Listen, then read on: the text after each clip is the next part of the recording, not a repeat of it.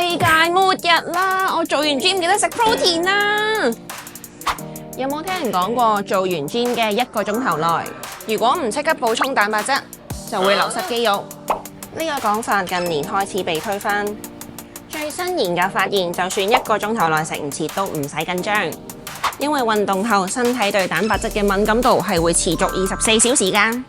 一篇發表喺國際運動營養學會期刊嘅研究，回顧咗23個有關蛋白質攝取同時機嘅研究，發現蛋白質攝取時間並唔會影響肌肉組成，即係運動完即刻補充嘅人，同運動完之後24小時內攝取同樣蛋白質量嘅人相比，肌肉組成係並冇重大差異。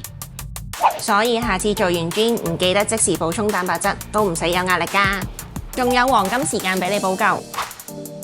想知食幾多蛋白質先夠？即刻 follow 教練聯盟，下條片話你知。